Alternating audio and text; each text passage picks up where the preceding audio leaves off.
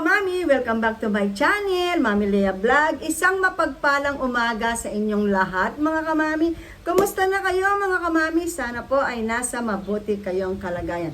So, mga kamami, meron na naman akong gustong ibahagi sa inyo. Ito po ay isang sabon. Siyempre po, kapag sabon ang ating narinig, mga kamami, talagang mapapaisip ka kung ito ba ay nakakaputi, nakakapagpaalis ng pekas, nakakapagpabana ba ng balat, or mapapaputi niyang ating balat. So, yung mga sinabi kong yun, mga kamami, ito ang ginawa niya sa aking skin. Opo, mga kamami. Ipapakita ko na sa inyo, mga kamami, si Blossom. Ayan po, Skin Whitening Soap. Ito po siya. So, binili ko ito, mga kamami, sa TikTok shop sa halagang 138 pesos. Apat na sila, mga kamami.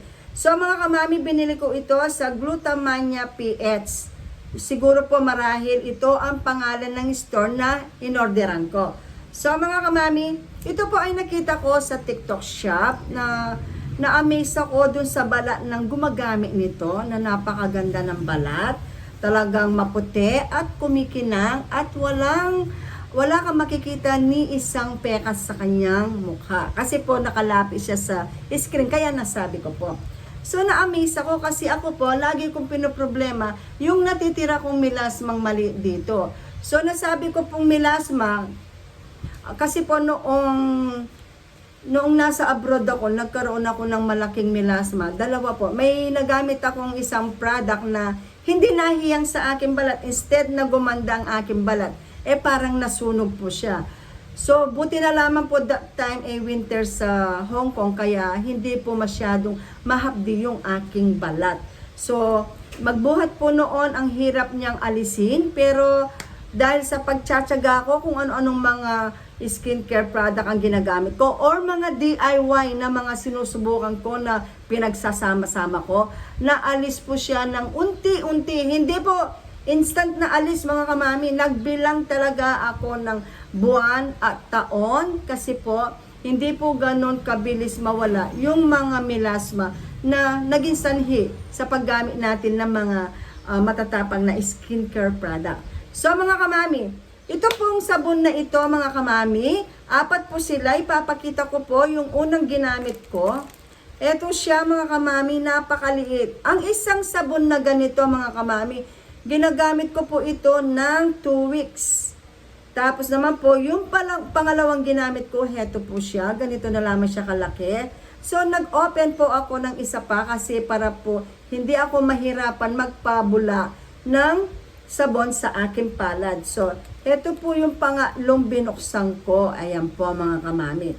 So, apat po sila, mga kamami. Napaka-affordable price. At syempre, free shipping. Alam naman po ninyo, ang kamami ninyo ay laging naghahanap ng malilibre ako sa SF. Opo, kasi po, yung nalilibre kong SF na yun ay sinisave ko para pag may gusto akong i-review or gamitin na skincare product, meron po akong pambili kasi po nasisave ko yung 58 pesos. So, mga kamami, syempre maraming magtatanong sa inyo kung ito ba ay hindi nakakahapdi, kung ito ba ay hindi nakakapag-dry ng balat, kung ito ba ay wala kang mararamdaman ng pangangati, or kung ito ba ay nagbabalat. So, sasagutin ko ang apat na yan. Una sa lahat, mga kamami, hindi siya nakakapagpa-dry ng balat. Opo. Ito po kasing mukha ko, binababad ko siya ng 30 seconds sa sabon na si Blossom. 30 seconds ko siya binababad. Pag after that, binabanlawan ko na po siya. Pero sa aking body, magmula sa leeg hanggang sa paa, binababad ko po si Blossom ng 3 minutes to 5 minutes kung hindi po ako nagmamadali. Opo, mga kamami. Ginagamit ko siya ng 2 times a day kapag naligo ako sa umaga at kapag naligo ako sa gabi. So, yun po, mga kamami. So, hindi siya nakakapagpa-dry. Hindi po siya mahapdi sa balat. Opo, kasi binababad ko po siya, kaya nasasabi ko po yung na-experience ko sa kanya. At hindi po siya nagbabakbak. Pero meron po siyang parang micro peeling. Yung kung marami pong dead skin ang inyong balat, mararamdaman po ninyo ang inyong balat na parang may mga libag-libag ka kahit naligo ka na. Yun po ang naramdaman ko sa kanya. At syempre po, yung pang-apat ay hindi po namula ang aking balat. Kasi po yung mga ibang skincare product kapag hindi nahiyang sa ating balat or medyo matapang yung sangkap nila, talagang pupula po ang ating skin. Pero si Blossom Skin Whitening Soap ay hindi po siya. Opo. At hindi lamang po siya magpapaputi ng ating balat, mga kamami, nakakapagpabanat pa rin po ito ng ating balat. Bakit po nasabi ko? Kasi po lagi ko sinasabi kapag meron nakapansin sa aking balat na may ginagamit akong o may nire-review akong skincare product, sabon man ito or serum man ito or moisturizer. Kapag meron ng nakapuna ng kakaiba sa aking mukha or sa aking skin, gagawan ko na po siya ng vlog. So nagkataon mga kamami, meron nakapagsabi sa akin na ang aking mukha ay nabanat. Opo, dahil 56 years old na po ako, so ang sabi nila, parang nabanat yung aking mukha. So sabi ko, maganda pala talaga si Blossom. So napakasulit po ng binayad ko kay Blossom Skin Whitening Soap. So mga kamami, syempre po meron siyang expiration date. Nakalagay po dito sa side na ito yung kailan siya na manufactured at kung kailan ang kanyang expiration. Opo. Alam po ninyo mga kamami, talagang ito ay napasaya niya ako kasi dahil yung brown na medyo maliwanag ang pagka-brown dito mga kamami, ay nabawasan na po siya. Alam po ninyo mga kamami, medyo talagang nag-lighter na siya ng husto. At yun dito ko. Kung sana noon na nasa Hong Kong ako ay high-tech na yung aking cellphone, sigurado na picture ko yun, talaga makikita po ninyo para siyang mapa sa aking mukha. Opo mga kamami, ang hirap tanggalin kapag nagkaroon ka ng melasma dahil sa paggamit ng skincare product na medyo matapang yung sangkap at hindi natin alam talagang gamitin kung paano at kung gaano katagal siya ipahid o kung gaano siya kadami.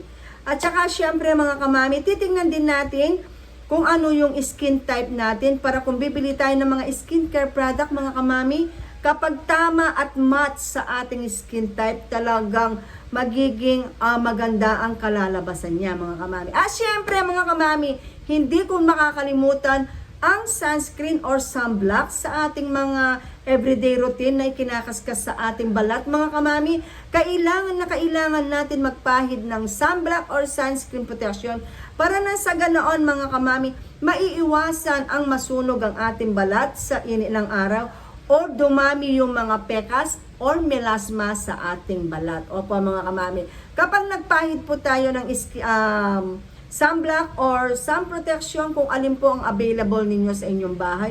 Kapag po may pupuntahan tayo, kahit malapit lang po, yung apat na bahay lamang po, nandun ka na sa pupuntahan mo, magpayong pa rin po tayo mga kamami. Napakagaan lamang po dalhin ng payong mga kamami. Para na sa ganoon mga kamami, makatulong ang mga ipinapahid natin skincare product or makatulong yung mga sabon na sinusubukan natin para po makita natin ang magandang resultang kalalabasan kapag may bago tayong ginagamit na sabon. Kagaya po ni Blossom. Opo mga kamami. So mga kamami, sana po ay nag-enjoy kayo. Nakatulong ang video ito sa mga may problema sa balat na katulad ko na pinoproblema ko yung mga maliliit na natirang melasma sa aking balat. Hindi pa po perfect ang aking skin mga kamami. May mga problema pa rin po, kaya lamang po nababawasan unti-unti ang mga pekas na maliliit. Ang melasmang natira na dating malaki ay pinagtsatsagaan ko po talaga mga kamami. Kung yung gumawa ako ng DIY, so pinapahid ko yan. Or kung may nakita akong sabon na hindi masyadong matapang ang sangkap at baka sakaling mahiyang sa aking skin, sinusubukan ko po lahat ng mga nire-review ko mga kamami or binablog ko mga skincare product or tinitake man itong glutathione or collagen. Ako po muna ang sumusubok. Ako po muna ang nagtatry para na sa ganoon po maging safe po sa inyo kung halimbawa hindi siya naging magandang naging effect sa aking balat or kung ito ba ay nakakasunog. Para po na sa ganoon ay maiwasan na magamit natin mga kamami. So mga kamami, maraming salamat sa lahat ng mga sumusuporta sa aking YouTube channel. Shout out po sa inyong lahat. Mag-ingat po kayong lahat. At sa mga hindi pa po nag-subscribe, ano pa ang ginagawa nyo mga kamami?